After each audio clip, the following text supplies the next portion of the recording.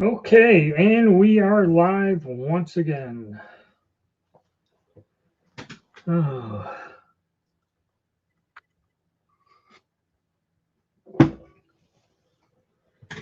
yep, and just when you thought it couldn't get any more boring, they have another assassination attempt. Oh, what fun. Ah, I don't know. So much nonsense out there on on the news, on the internet. You have no idea what is going on. And I mean, it just gets better and better each passing day. Looking at this, drive you crazy. Oh well. So I guess we will see what happens. Let me look here.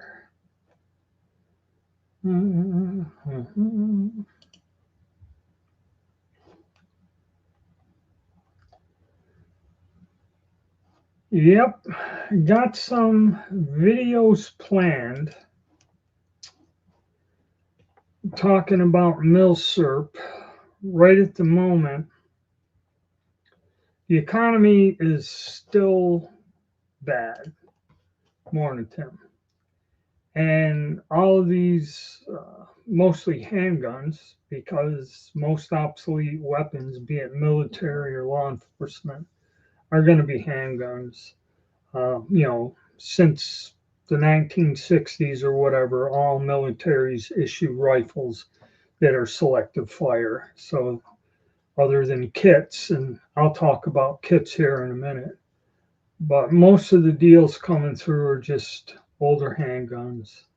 Uh, I just I'm going to post a video here in a day or two talking about morning uh, the CZ82s. There's been a lot of complaints. Recently, a certain online seller, because I don't know if I can mention her, has lowered it to it was under 200 units a pistol, and I mean they were going for about 375 to 4, okay, for a good one, but used. It might have some finish missing on the slide, but when they lowered these, some of these guys were showing in the comments or the feedback what they got, and they can't be returned. That's the joy of it all. One had the screw missing in the grips and electrical tape wrapped around it, and I mean they had heavy finish wear on them, and they look pretty terrible. But that's what I believe we're getting is the bottom end of all these supplies. And recently, one that came in recently that I seen, it was on Kentucky Gun Company, had Polish P85s, which I have not seen them come in for years. And it had a picture of a case of them, and but still they're pretty pricey. They're in high threes, head towards. So we'll see. We'll see if that drops down. Uh, the one I had, I bought from when Gander Mountain was still here. That's how long ago it was. And they came with a holster, and a spare mag. I paid a little more for them, but you know, it all worked out okay. I still have that Springfield P9. That was made actually. That was made by Tafaglio, and that was one of the odd long slide that was Magnum ported. I still have that pistol. I never sold it. And in all the years I've been around, I went to a local gun shop and was looking through the used counter, and I found another one of them. That's the only time I've ever seen another one of those, but it was in 40 millimeter. And whoever had it must have shot it a lot because when I picked it up, it was loose and worn. So somebody competed or shot an awful lot with that gun over the years. But that was the only other one, the long slides that I seen in 40 years. That was back in the late 80s, early 90s when I bought that gun. And it was the last one, the guy told me it was the last one the distributor had in stock because I had a special order.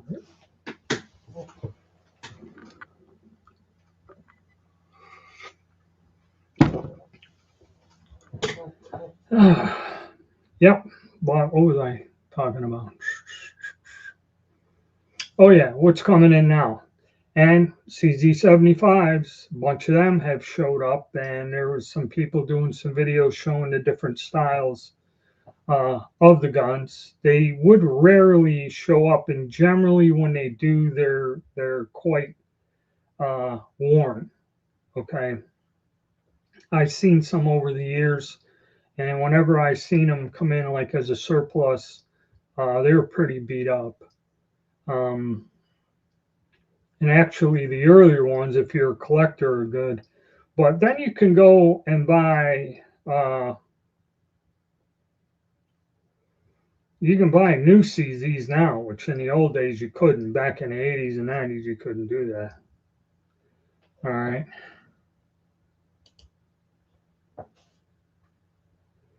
I'll keep that in mind because I don't know. I don't know what's going to happen. A lot of the things I'm dealing with, not so much as guns, gun laws, is retiring and dealing with the government and Social Security uh, and Medicare. That's treacherous waters. That's you know. And the thing is, it's not that difficult. It depends to figure out, but nobody gives you a concise answer or answers your question 100%. It's all vague. It's all bizarre, and nobody gives you a concrete answer. And there's about 100 people trying to sell you some sort of insurance that are going to lie through their teeth to you. And there are all these weird penalties that if you just say, well, I don't know what I'm going to do now, and you don't reply to the government and you get penalized, and some are a yearly percentage, like overall, and some of them are a monthly percentage point. Every month you don't have some sort of coverage, so and you're taxed on it and everything. So it's just that stressed me out. It really did because I got so angry and then on the phone for hours with these assholes trying to figure out, make head or tail of the vague weird shit they're telling you. Uh, you know, it's and I know a lot of people got screwed. Okay, I mean, yeah, it's like when you retire, it's supposed to get easier. It doesn't. It gets more difficult. But yes, I did some reloading stuff I got in. My biggest problem is what it costs to drive up to my gun club, which is an hour away. That in itself alone, with the current war, whatever's going on, is a pain in the ass. And plus the cost of ammo and reloading. Reloading isn't quite worth doing. I made some progress. All I can tell you is my conclusion, and I'll do this without you having to get a membership. I don't like the results I got with Shooter's World AR Plus. I would avoid that powder. It's available, it's around, and it's really reasonably priced. But I believe that is the reason why it does some bizarre stuff in performance and is highly inconsistent. And I believe that's why there were a couple other powders that people suggest, tactical rifle and something else, that are sold out. And I believe also their price is higher when you do find them. So there's always a reason. There's no coincidence. Okay. So I'll give you guys that one free of charge. Stay the hell away from Shooter's World AR Plus. So I got a couple others to try. I got 2 other attempts here to do this.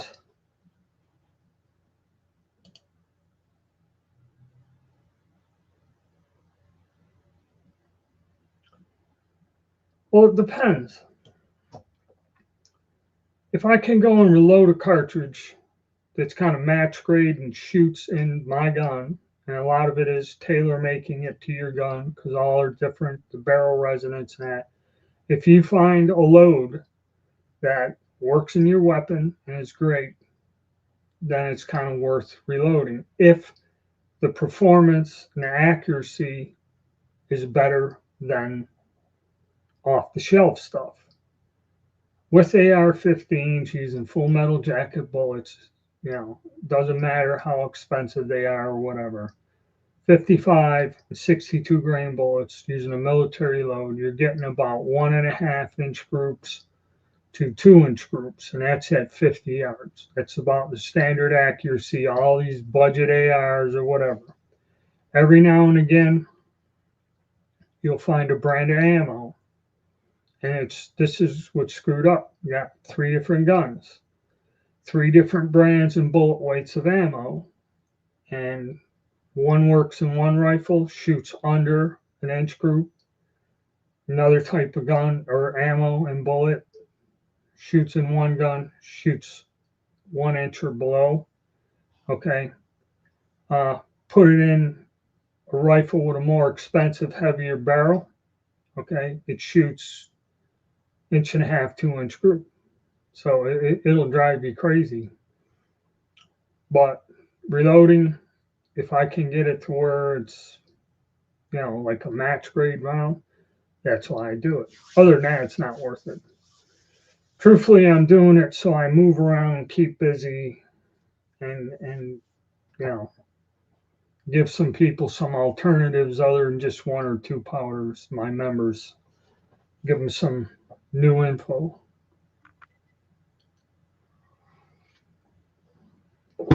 But it depends. Just go buy 2 500 rounds of ammo, fit in your AR, and it'll shoot, and you can hit something at 100, 200 yards. And all you're using the gun for, more or less, is just general purpose to have one. That's good enough. You might as well go with store-bought ammo.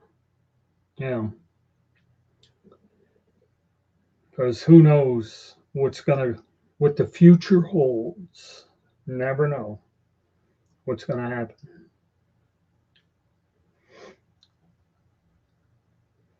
But yeah, I've been working on that. Then, of course, they tried shooting the president again, so that's going to be in the news forever. And who knows with that, and who knows what's going on with the war. I've heard things from foreign countries saying that both of the carriers were struck with something, and all that's a lie. So, that's bullshit. I mean, I've seen carriers de Forestall when they had that disaster, major configuration, and it doesn't sink or damage the carrier to the point where it has to be towed or removed.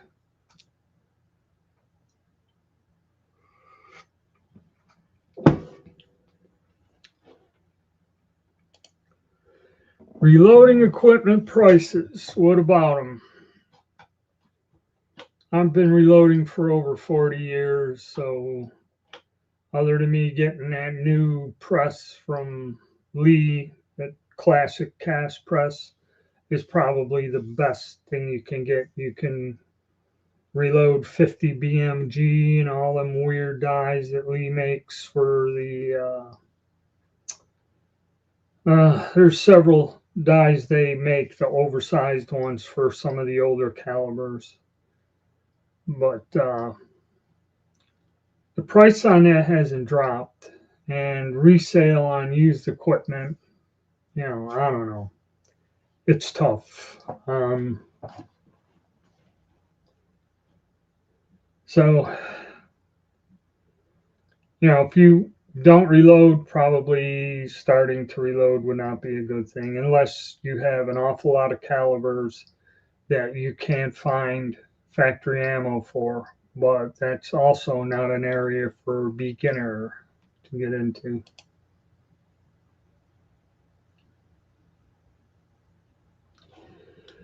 Well, you can say that, but interestingly enough, I'm going to probably make a video. I seen an interesting video on what's really going on with this war uh, in the Middle East there.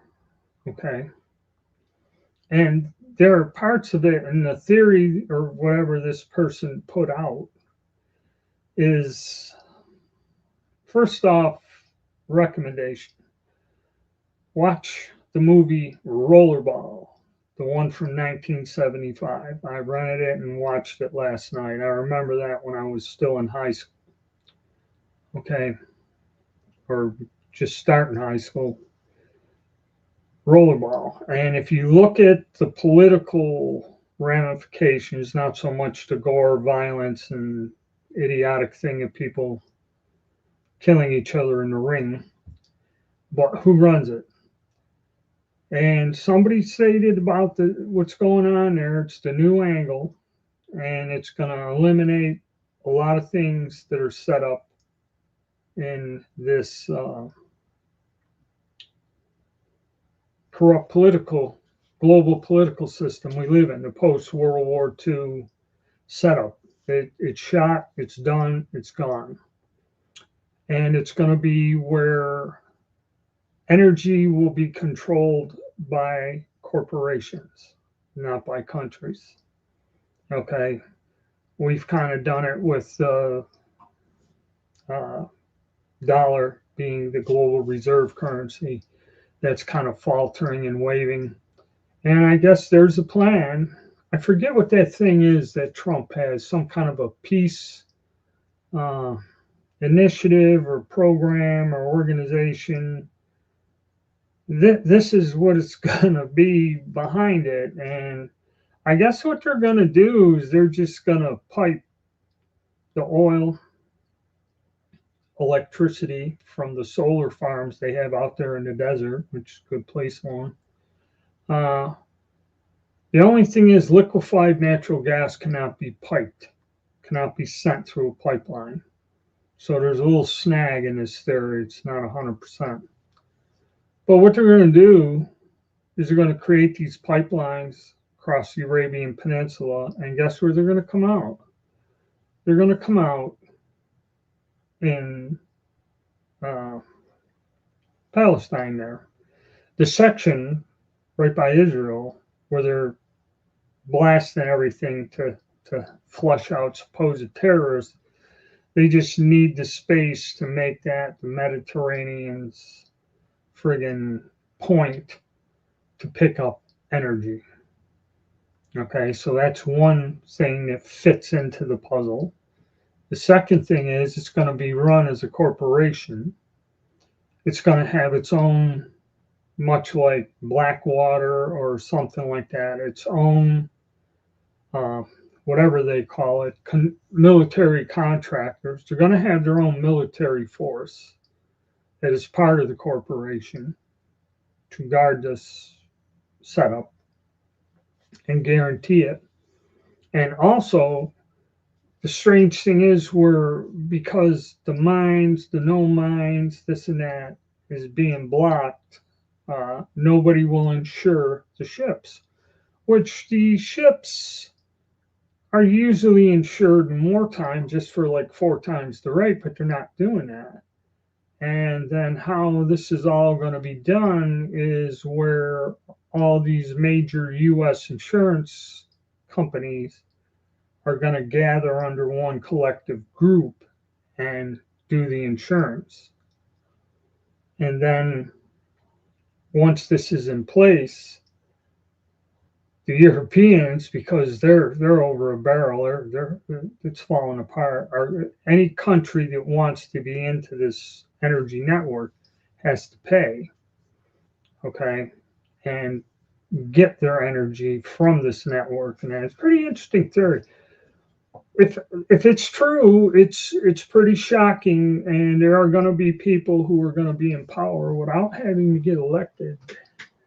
Uh, and also, the payment will be electronic.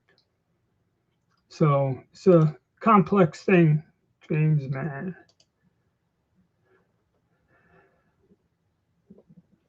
Yeah, that's what they say, but could be anybody. The other one was some nitwit. Okay, he never got the full story on him, other than he got shot like a squirrel on the rooftop. I don't really believe he was the mastermind behind this.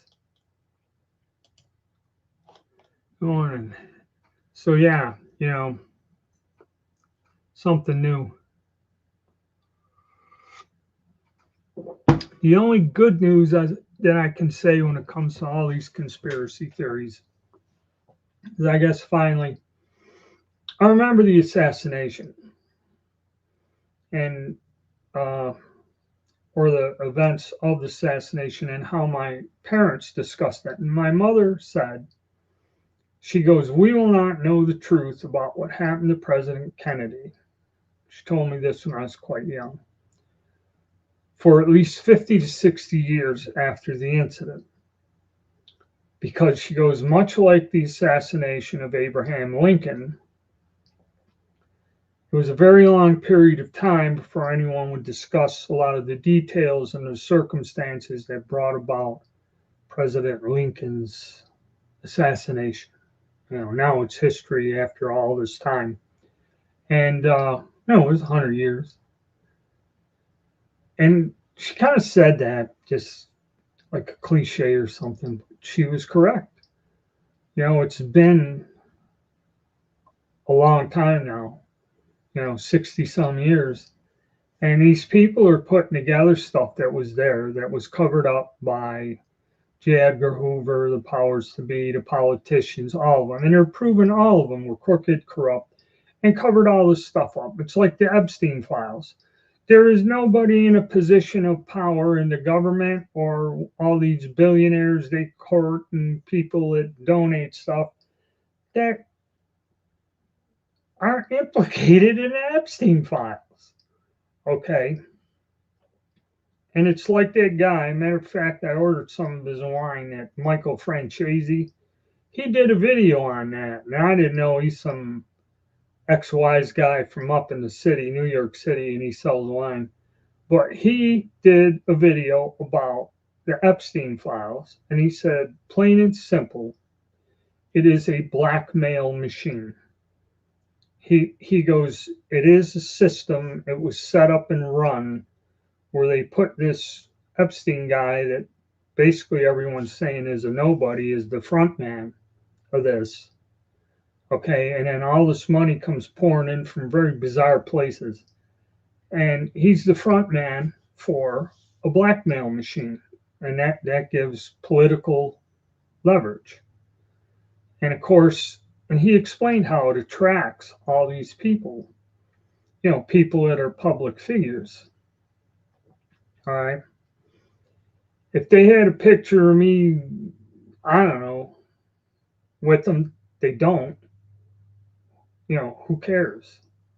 Maybe I'd lose some subscribers. I don't know. But I don't float in that damn realm where, like, the prince in England says, hey, I ran into some financial trouble. I need $250,000 to pay a fine. And this guy just hands him the cash, say it's a gift. All right. What? Okay. If that ain't a blackmail scheme, I don't know what is. Okay.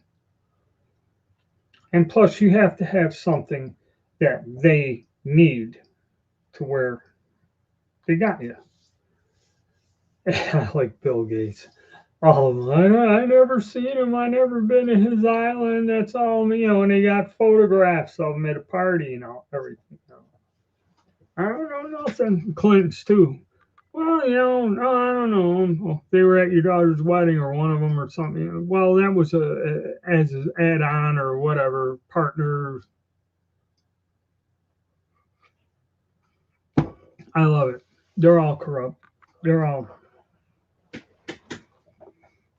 But it was quite interesting, and a lot of things that I assume just knowing and being around in the military that Lee Harvey Oswald was a CIA operative. Okay, um, and I know how he became one and how it works.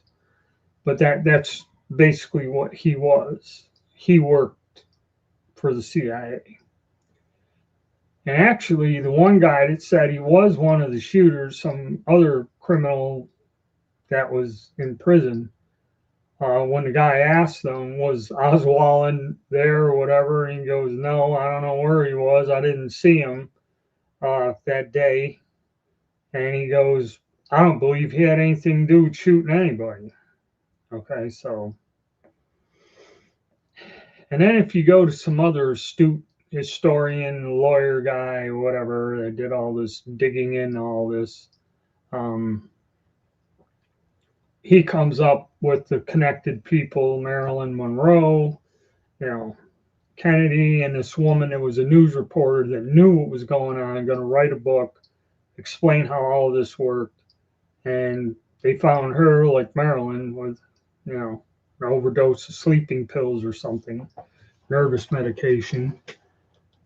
And, you know, catching up on it, the truth is coming out. I kind of knew that. I knew there was a government cover up. Okay. Yeah.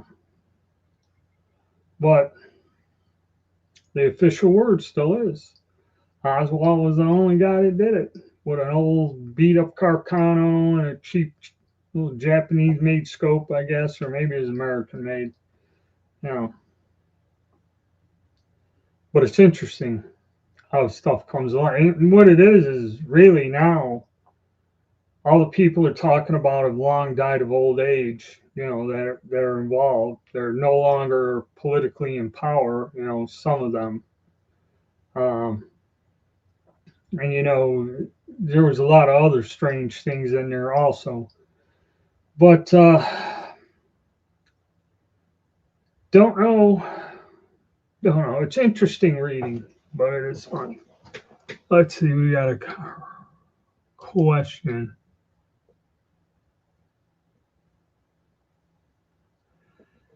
Uh, it depends with hard kicking young lady to use it comfortably. Uh, it's hard for me to rack that thing. Okay, that would not be a good gun for to give somebody that is not used to handling a gun and know. My wife can't pull the slide back on it, so I would have to say no. Just in operating it, they're pretty stiff in that. Um, you'd be better off with some other type of weapon, you know, especially in 380. Any of the Berettas in the 80 class, the 84 or whatever, those are not bad guns. They're easy to shoot. Um, but no, I would not go, especially if the person is not familiar with firearms. All right, glad I can help on that.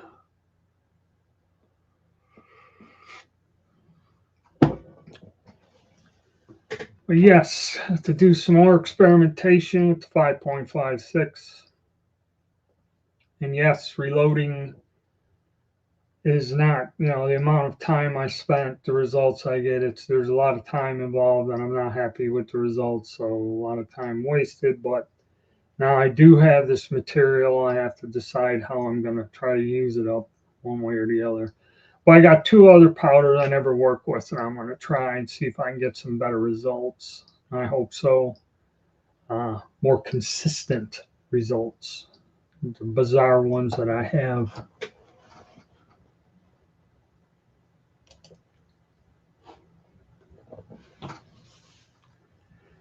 Yeah, that's true.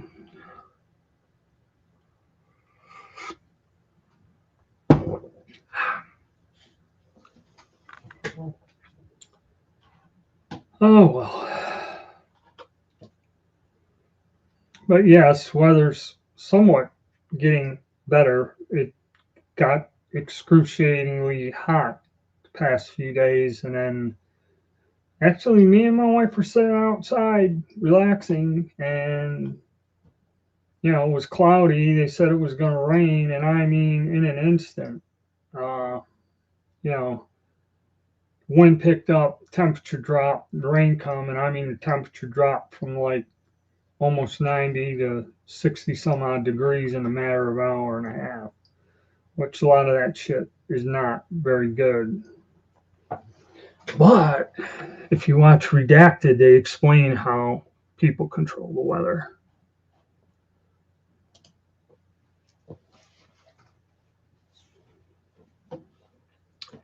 M2452 Mauser, yeah.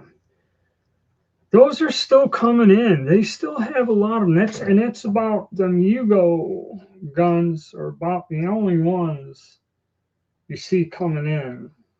I guess they did make them after the war. From what the refugees told me, is everybody in Yugoslavia that went into military service in basic training, they used some version of the 98 Mauser. That's what they used, because a lot of these European countries, I think you have to do a mandatory 2.5 years of service uh, in the military. And a lot of the kids told me that their fathers told them that's what they trained with and marched around with at the beginning. And, not everybody is an infantryman. Okay, so once you go through your basic training, if you get a job in supply or driving a tank or something like that, or whatever the hell, however it works. But I guess they manufactured them, they still use them. And I guess in Soldier of Fortune magazine, back when the war was going on and Archon was still alive in the Tiger Brigade, and they were taking, once Yugoslavia broke apart and all these militaries were hiring guys, some of the guys supposedly that went there said that when they showed up, they issued them Mausers. That's what they gave them. And it was really strange. It's kind of like you get a military ID card and you just would, in the middle of the day, walk into a restaurant, show them their card, and they had to feed you for free or something. It was really bizarre how their military was working at that time. And he kind of said that he went out uh, and shot the rifles or something, and if they showed that they were effective with the bolt action rifles, then they'd issue them an AK.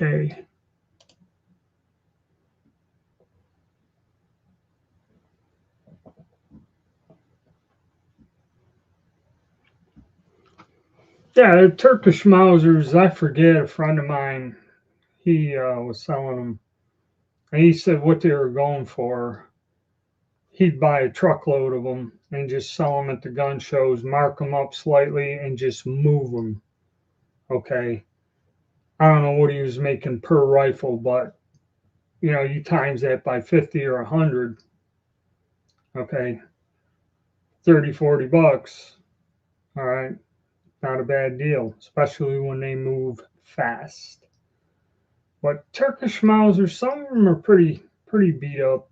I think I still have one. I have one with a bayonet. But the Yugo ones, yeah,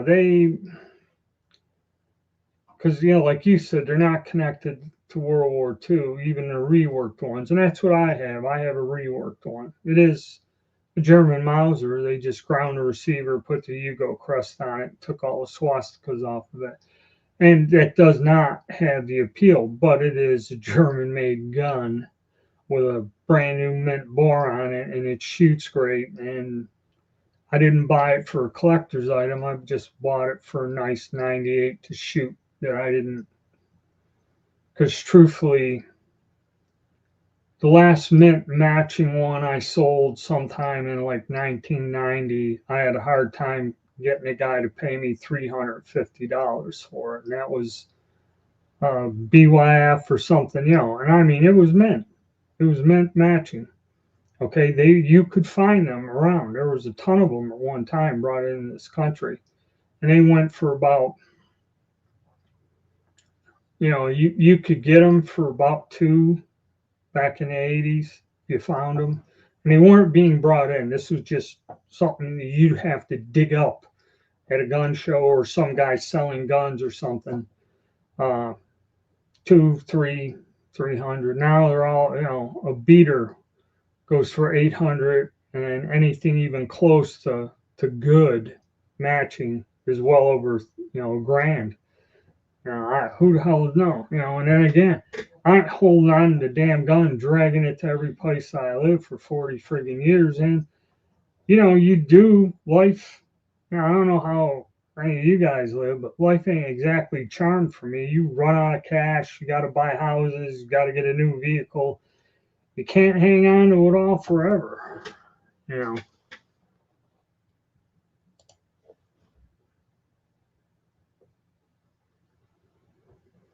Yeah, they're still a good gun. I mean, if you got it reasonable, I don't know what they go for now or what. Just about anything halfway decent is 3.5 to 4.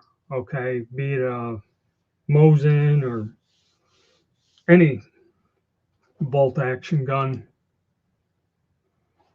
Yeah, 3 to 6. Okay, that's like I was saying. Anything, depending on condition.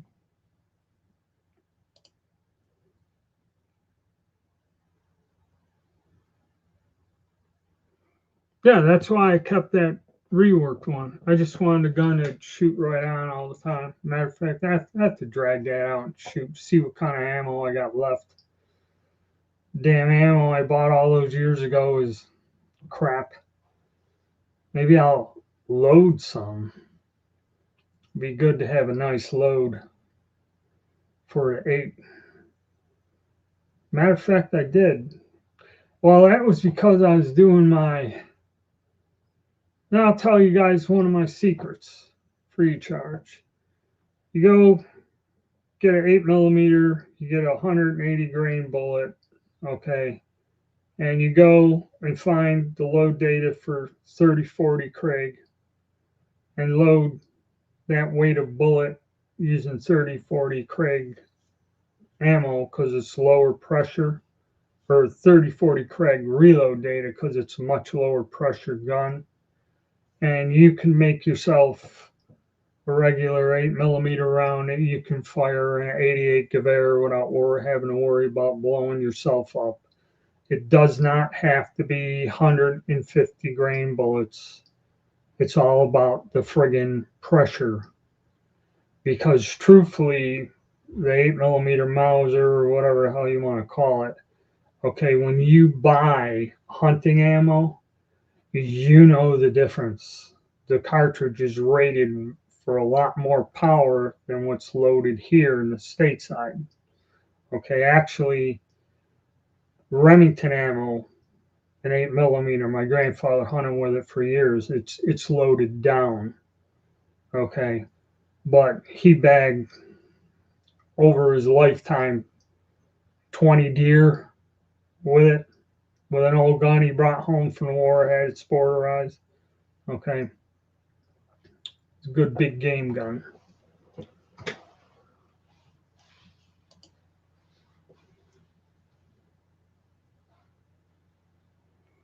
Yeah, M1s, they always were expensive. Nice minty one back in the day, back in the late 70s, 80s, $180 is the going rate, almost $200. You know, when you can buy a surplus bolt action gun for $60. Okay, so Garands too. Garands, the late 80s, early 90s, you know, actual ones that people got through the DCM or whatever. You know, they wanted $400 for them. Okay, they were never bargain basement low cost guns until you bought the ones from Blue Sky or come in that were about 200, 250. And I remember the damn barrel was gone. You know, I think I shot it once. You couldn't hit, you know, the barrels were shot out and junk, so it was a rebuild, is what it was.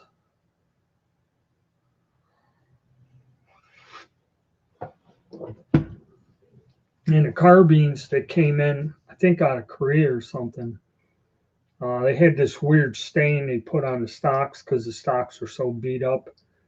And the guy told me what they did is they took the stocks off and put them in some kind of a steam bath to draw all the dents and clean the wood out. And then they painted them with some cheap ass redwood stain. And those things are going, if you found a good one. Now, I've seen guys that some of them were shot out, some of them weren't. And I had one, and my damn buddy bought it from me. He wanted it real bad, and I needed some money. He just said, you know, here, this is what the hell I paid for it. You know, I need some cash. And he grabbed it, and I don't know. It wasn't a blue sky because I see someone down here is mentioning that.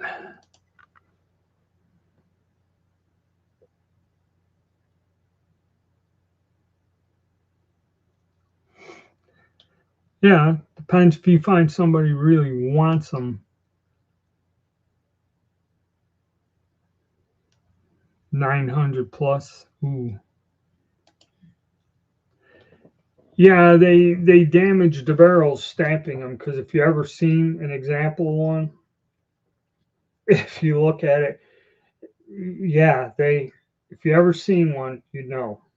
Okay. The thing is, if you can get the thing cheap enough to where you know you're going to have to, and send it to one of the places, Fulton Armory or several of these guys that rebuild them, and have them rebuild it for you. It's going to cost you some money, but you'll end up with a halfway decent gun that'll shoot well. You know, it's you ain't gonna get away with nothing good on the cheap no more. It'd be awful hard. And like these guys are saying, 450, 700, and 900 plus for Yugos. I mean, you know, I wish when they were 150 a piece or something, I bought a dozen of them and just put them away because they were brand new. You know, but where the hell are you gonna store it? You know, I don't know. You never know. But no, I'm going to do a video on it. So I'm going to do one. A lot of the guns coming in are kind of beat up too. A lot of guys are unhappy. And that's not nothing new. A few years ago, when I bought a CZ70, I wanted one. I have a 50, which I bought a long time ago. And the gun is beautiful, worked well, never had a problem with it. I bought the CZ70. And again, I went to a gun show and went to where I could see the gun. I told the guy I wanted one. He had a couple different ones there. And he told me, this is like 5, 6 years ago. He told me that where he bought them, and I kind of have an idea which place was selling them. He goes, they're listed as good to very good. And he goes, what I got, he got the CZs and he got some police trade-in Glocks. And he said these guns were not what they advertised. He goes, I'm not buying from this place anymore, this business, because of that. He said, you know, and he said I was really disappointed on the condition and it was difficult for me to mark it up and try to make some money. And the thing is, he sold me a nice looking pistol, but something about it, and you can see in my 52 where somebody polished the feed ramp and worked on it. This was not done. The magazine was damaged, and the gun just wouldn't feed worth of crap no matter what ammo I put in it. So it was something that needed to be worked on and that. And now with my hands shot, I can't do that anymore or even try to attempt, you know, trying to hold on to a grinder of some sort and do some kind of polishing or, you know, trimming up the feed ramp in that gun. So I ended up just getting rid of it. Somebody.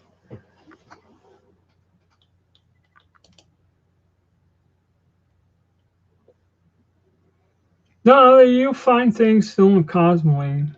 Uh, the military storage, most of that's gone. See, if they wanted to supply money to the Ukraine still has tons of Mosin Nagants in there. Why the hell they blocked the importation of them old clunky rifles?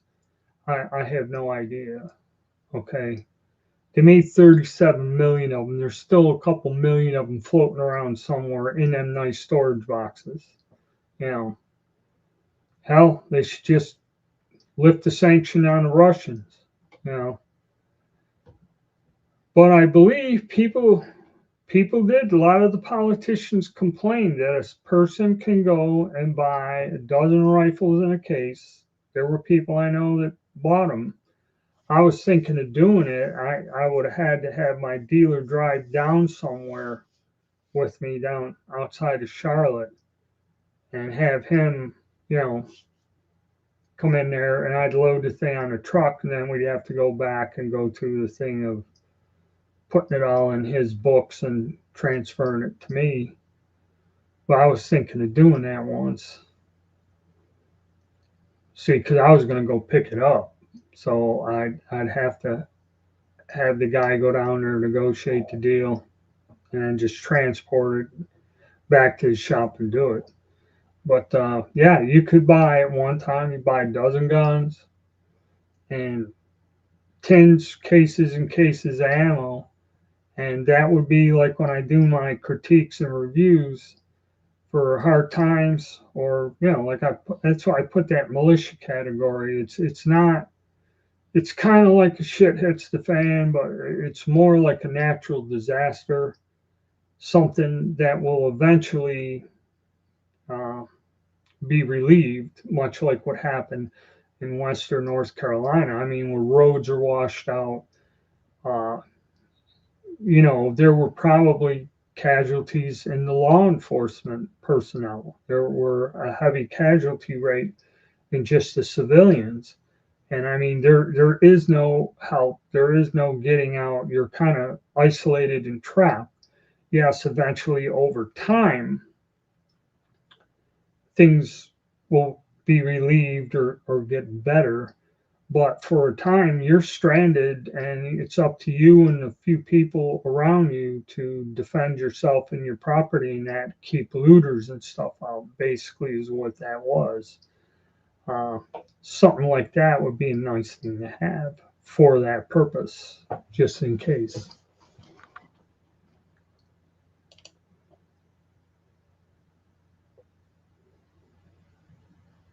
Yeah, you never know. Yeah, see, also they got a thing they were supposed to bring back.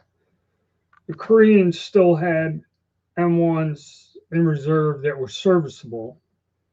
They sold off in the 80s all the ones that were crap to Blue Sky that were shot out in junk. They still had a stockpile that was serviceable. They wanted to go, and then that got canceled. I never knew what happened to them. Then the Philippine government said they'd sell them back all the weapons we left there. And the guy went in there, and there's some tin shack in the middle of the jungle with guns stacked up like in Ethiopia with just the rain and water running off of them. I guess that deal didn't go through.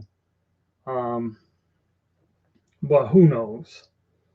Okay. And the government stopped letting them bring in that stuff and selling it. But you can get genuine beat the hell M1 or M16A1 kits with the cut up receiver for well over $1,000 right now if you want one. Why you would pay that for the kit when and it's basically if you go to PSA and buy a retro gun, you got a new gun. It might not be 100% GI or an actual Colt made gun, but you got a gun you can take out that looks the same, feels the same, and shoots just the same, even better probably. But when I seen what they were asking for them, my God. Okay, I don't know.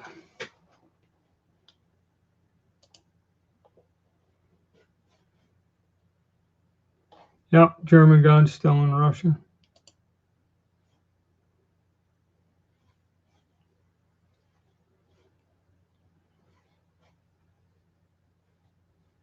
Huh? All right. Yeah, yeah. We were watching a movie. My wife caught it on a news blip, but again, extremely bizarre. Man travels from California, goes there, and I guess they said he had an assortment of weapons. He was in the hotel, and you see the Secret Service um,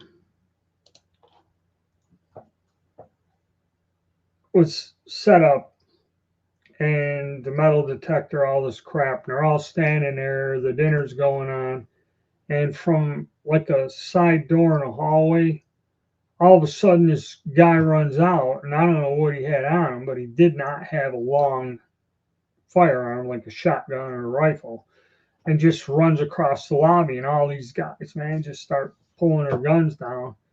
I guess whatever he had, he shot one police officer or Secret Service guy, hit him in a bulletproof vest, and that's basically what we've heard. But who knows?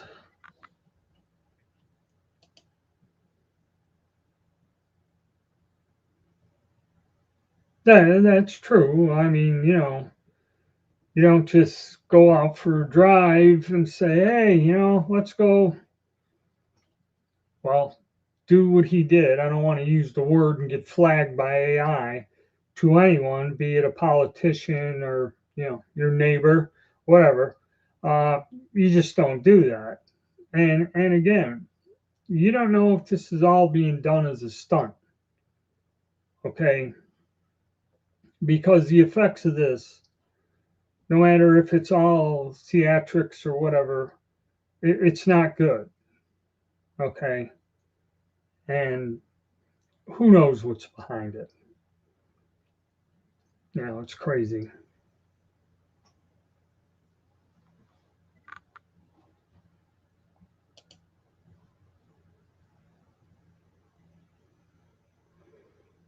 Yeah, that's true. I mean, I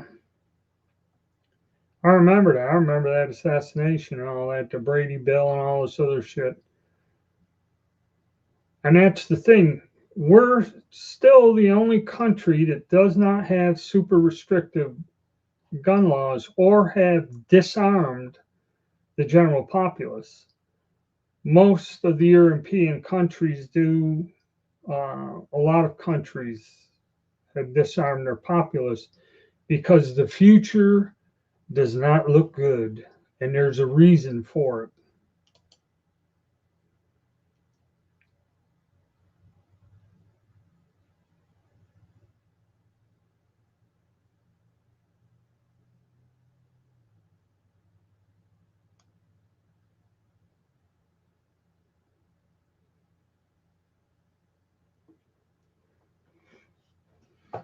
Not to pull out of Iran. Well, the thing is about Iran, that's I heard a theory of what's going on there, and who knows?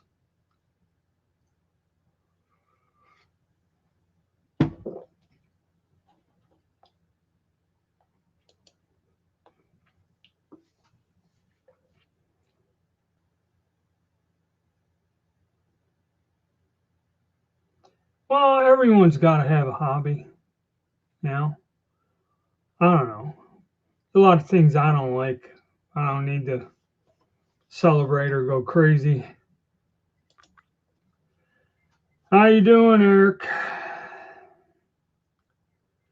Too bad you couldn't get down, or whoever. Which Eric? It's on your father's thing. How's it going up there? It's still snowing up there in New York, kids? Yeah.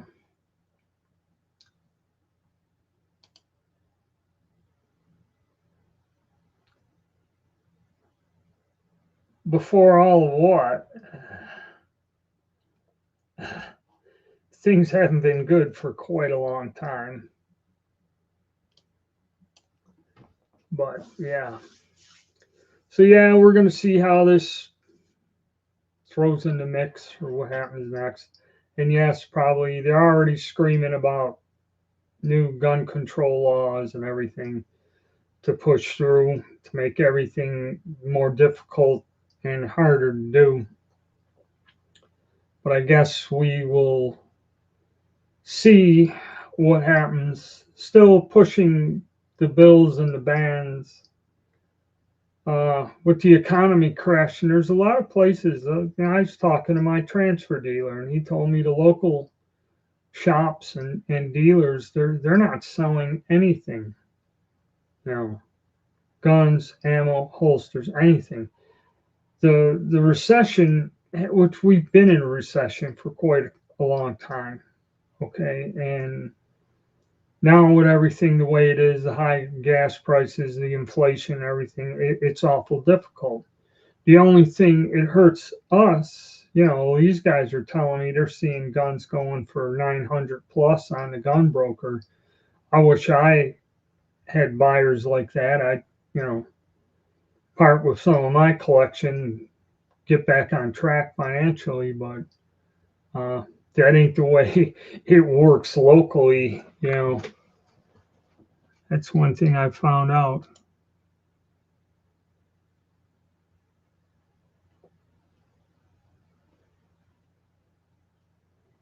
Things are progressively getting better, worse. It it started in the 90s, and when 9/11, that's when they used that to crash the stock market, and it went down. People lost, and I did, and many people did. Some of us lost 60% of our 401k accounts, okay, which they never recovered. No matter what you put into it over the years, all you were doing is paying the wages of these people that manage these funds. You really didn't make money. And if you did make any money, say after a year, 2 years, there'd be another event that would happen that all of the accumulated income you made would be wiped back down. So, I'm talking from my own personal experiences. This has been going on since the 90s, turn of the century, past 26 years, and it's progressive.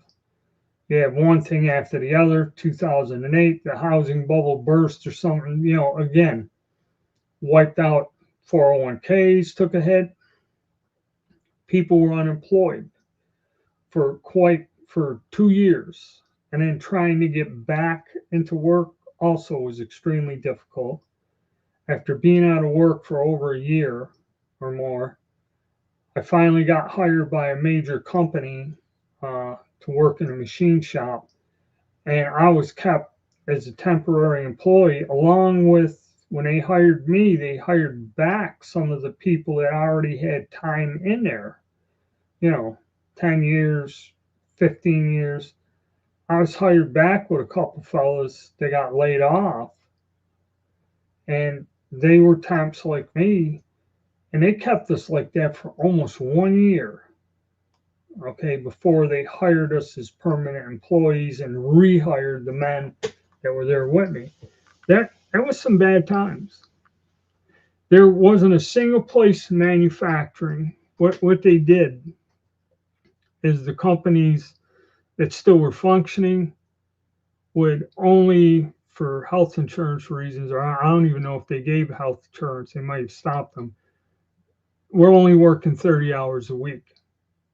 Okay. And that, you know, at least you had some sort of a job and kept your seniority or time or whatever at the company.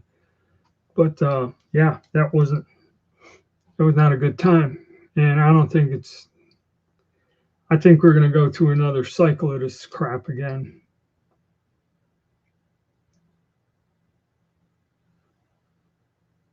Yeah, my wife keeps track of that, and she tells me that, and it doesn't matter where you shop. Walmart's one, Costco, any of them. Uh, you know, it, she told me when we used to go to one place, it was something was, I remember, $19. for this meat product or whatever. It was food.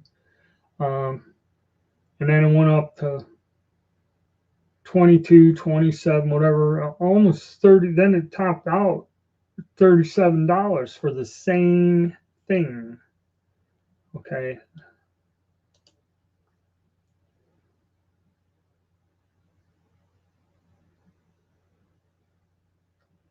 Yeah, see, that's just it. Granted, when I was stationed in Long Beach, uh, as far as the military was concerned, it was when you lived off base, the per diem they gave you was the highest cost of living near any naval base in the country. Okay, that was the highest one was L.A. County down in there, but they paid you more. And you look at it from a state like Pennsylvania or upstate New York, and it's like, man, that's a ton of money, but everything costs more there. It's not a bad place to live, or wasn't 40 years ago. It's just not my thing. I almost stayed there. If I got a job at Todd LA Pacific down there in San Pedro, I would have just shook their hand, walk off the ship, went talk to somebody, get an apartment or something. I just would have went right to work in the shipyards down there. Them shipyards are gone. I would have took up a residence there. Yeah, it was gone. Another base, I had jobs waiting for me, shipyards and that on the East Coast. That base is gone, and everything down there, even the apartments and places I lived, is all gone. Put your money under a big rock. Yeah, I know. Not too bad, not too bad.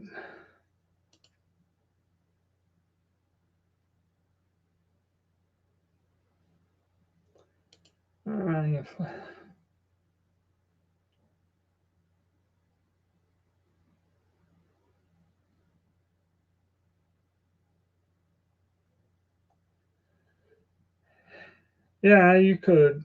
You could. First off, it's not an actual Rolex. It looks like a very expensive Rolex watch, but it is one of the Invicta watches, which, 100 and some odd dollars is a lot better. And I think I seen the actual Rolex like this that was in an auction, slightly used for 8K. But and I don't wear one of the fake ones that say Rolex on there. My friend did. Warren from Phoenix. Peter.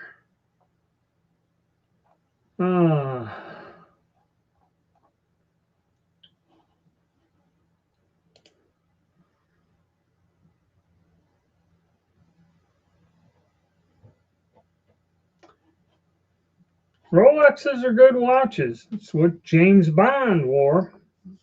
Rolex Submariner. But I don't even know anymore. Rolexes. A lot of that stuff. A lot of those luxury items. I was in an auction. It was out there in New Mexico or Arizona or something. I forget. Or out in California, one of them. And they had a whole bunch of firearms, and they always throw in some artwork, and they have jewelry. They had some diamonds, watches, Rolexes, whatever, all that stuff. Generally coming out of people's estates.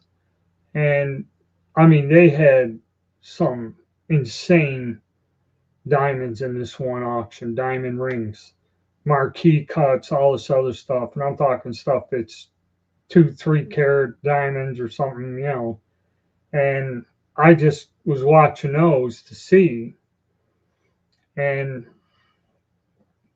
some of these things had been assessed and had current market value of 60K, you know, and ended up going for 25. And some of them, you know, that were 15, 20K, you know, and they all do have, I know a little bit about it.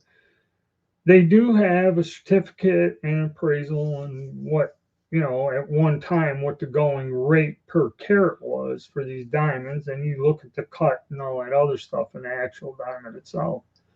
But some of these things had some pretty high appraisals, and they were going for less than 50%.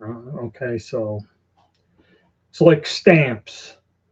Okay, he had a stamp collection where them unused airmail stamps were 100 and a half or something, you know.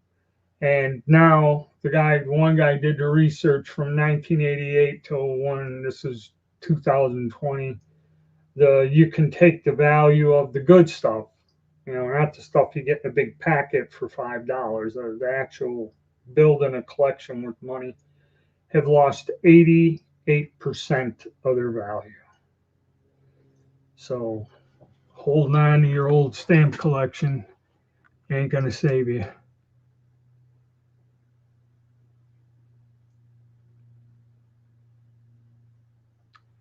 I don't know. Okay, I haven't shipped any sort of a firearm at all since they started that. You know, I tried sending an antique through UPS, and UPS went berserk and apeshit and told me I couldn't do it unless I was licensed by the federal government or some sort of permission. And I mean, it was after, you know, a shutdown. And the person just told me, I ain't taking this package because I'm not losing my job. Get off the property, is basically what I was told. Okay. And I guess the post office, you couldn't ship any type of a firearm with them or whatever at this time. Okay. And they would not take them. So I think the catch was you had to be a federally licensed dealer, and how UPS did it is if you were shipping a firearm, you didn't bring it to UPS. They came to your business, which is on your federal firearms license, and would pick the shipment up at your business. Now, and I guess the post office said that, but I have not. I've heard it, but I have not actually seen the law, or I have not sent anything through the U.S. Post Office in years. I haven't actually shipped any guns.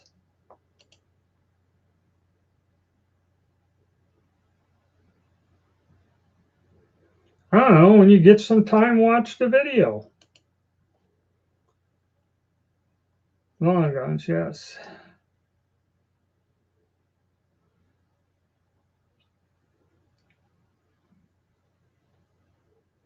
Long guns, yes. Handguns, no, not unless you're a dealer. Okay.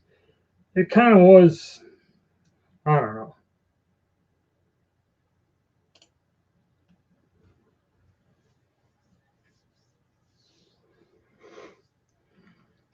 Yeah. Um, the guns, yeah, it's tough. Ammo is up. I wanted to ask you that thing I got from you. I notice whenever I try sliding a barrel in there, it kind of gets tight in the last eighth of an inch. Was there ever an issue with that? Uh, or was that something you took off, disassembled or something?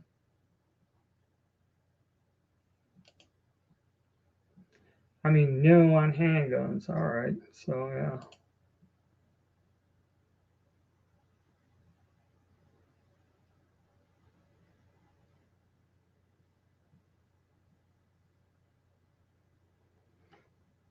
Yeah, they kind of, I don't know.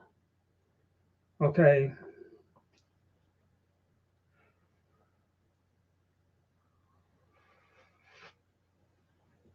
That's why dealers were offering a service that if you sold a firearm, say on a gunbroker or something, that these dealers would ship it for you. Okay, but that just an added cost. You know, um, it's difficult to ship guns.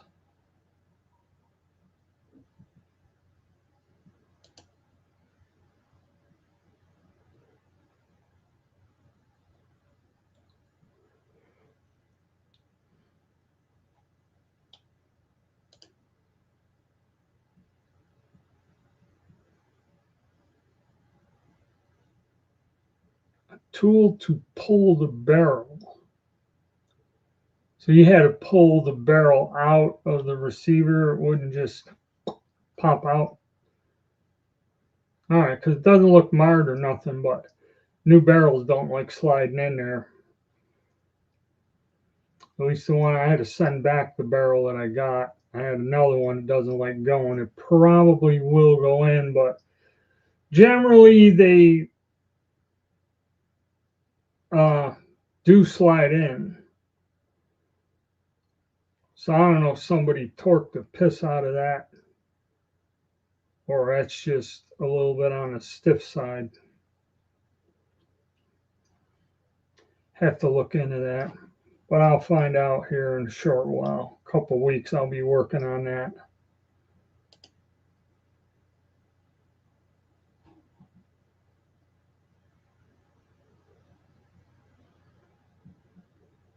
But you know, there really isn't an answer to that. Depends what you're doing. Some people, if they got $600 tied up, it's too much. Okay, are you a collector or whatever? You know, you can afford it. There really isn't an amount. Good morning.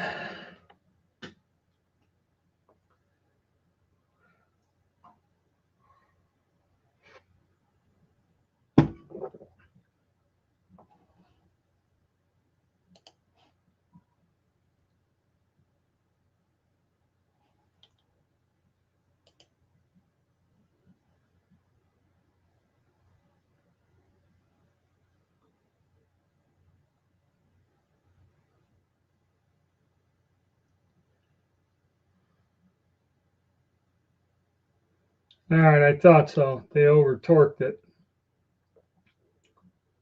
because you get that. I've seen where they get that problem wherever it comes from. Was that a C? What is it? The Canadian version, because that's what that upper receiver is. Is that Canadian version? That's an A1 with a case deflector and the M4 things. But I'll have to see. I may have to lap something in there. I kind of don't like. They say lapping them is not good when you take the finish off, but we'll see.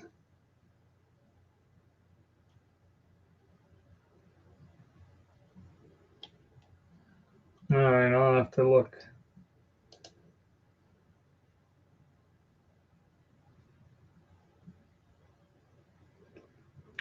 That I doubt will ever happen because firearms, no matter if they're collectible or not, always hold their value. Okay. We're not talking about stamps. Stamps is something different. Okay. You can't hunt with stamps. You can use them if they're not canceled to mail your letters, but that's not a good analogy. It's kind of like trying to compare Lugers to Beanie Babies. Okay, it's not the same thing.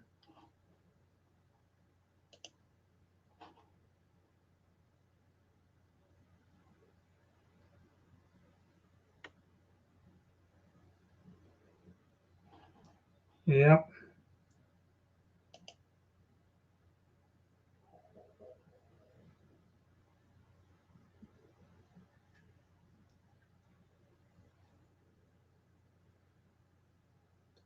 That I don't know offhand.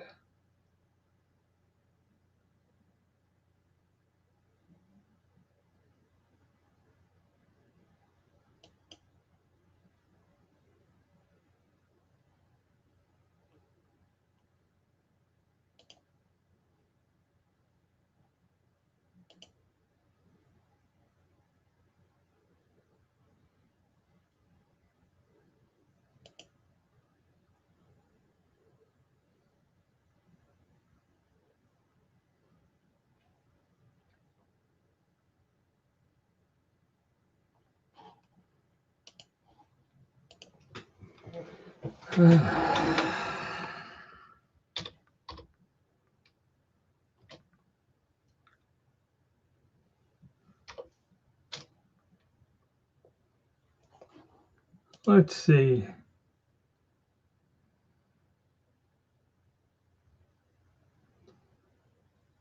BZ24.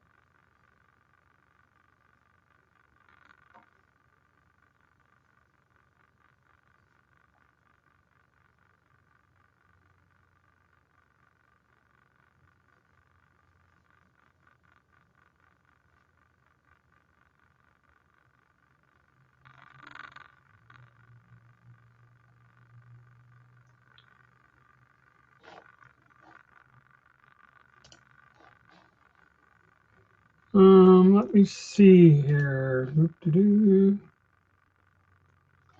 Somebody else has had the same problem, but Wolf should make a spring. But then again, is it the spring or is it the ammo?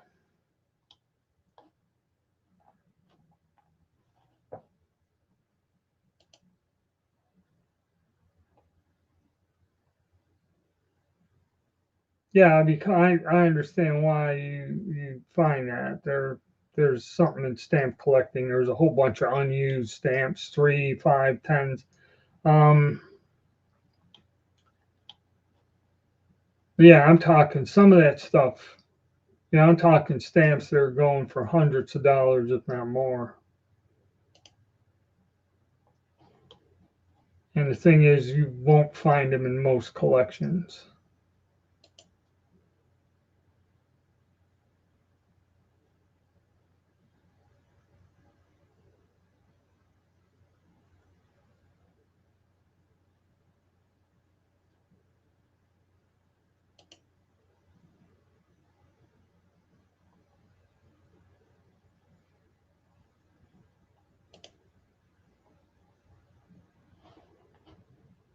Should interchange. All right.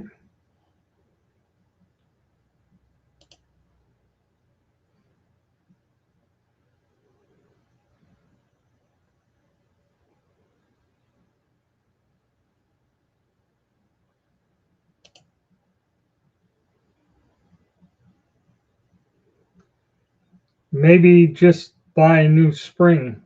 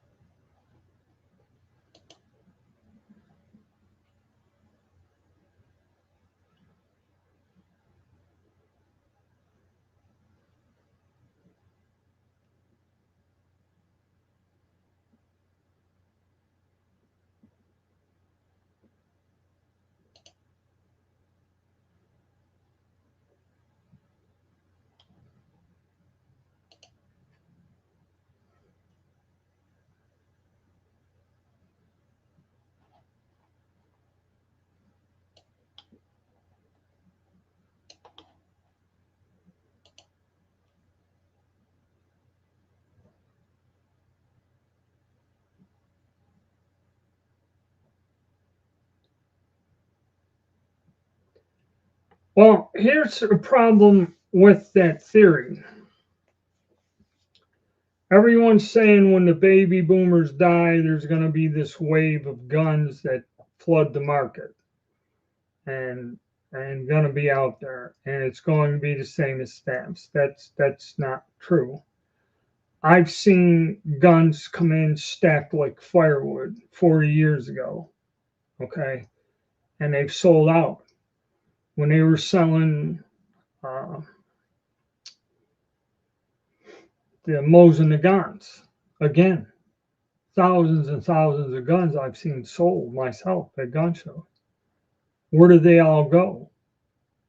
Do you ever see them in the used rack or stuff like that?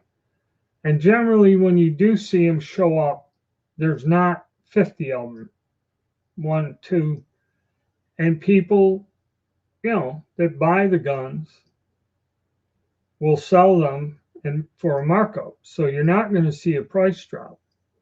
Okay. And dealers, there are people out there who I've seen some of the estates they buy. They buy estates, okay, where there's 50, 100 guns in them, easy, several times a week. They bring them in and parade them on a thing. And I don't see no bargains on any guns.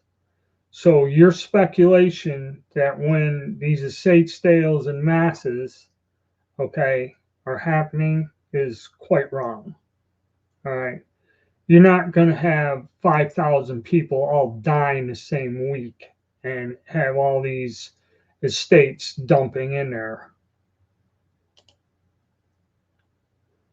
this spring.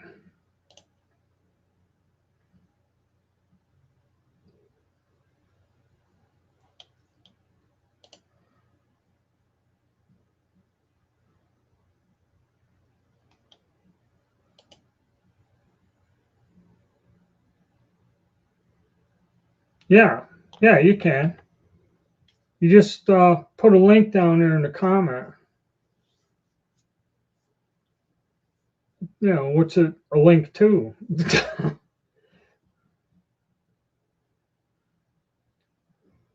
Yeah, just copy the link and put it down and post the comment.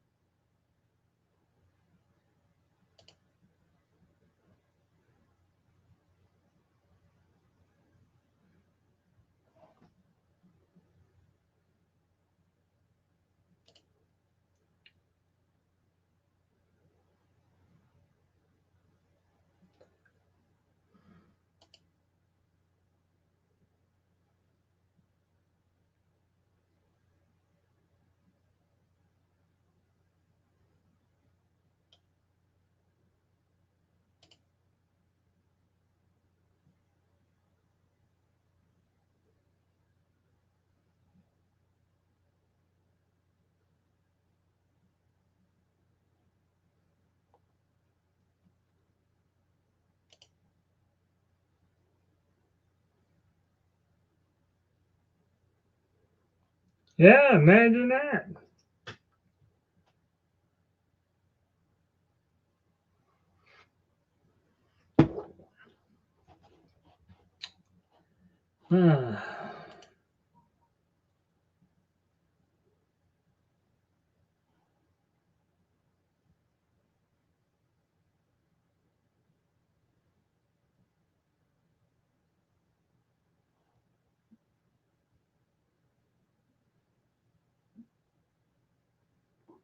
Pre-estate sale. Yeah.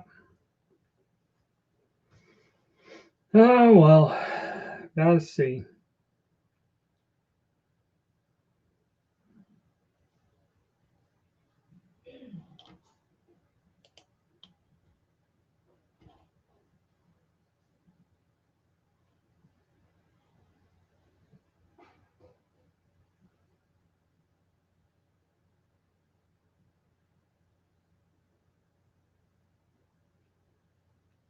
Okay.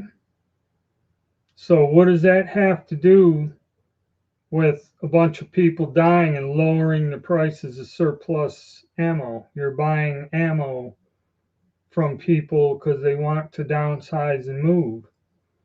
Okay.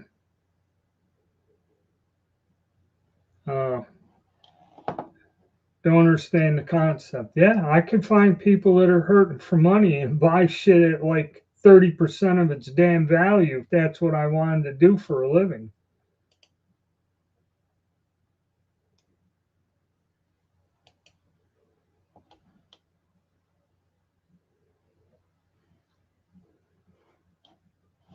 Yeah, stuff ain't gonna go cheap either. Oh well. All right, guys. We hit about an hour and a half. I'm gonna wrap it up. We went a little long this time around. Had some discussions. Thanks for showing up, and I will see everybody next week.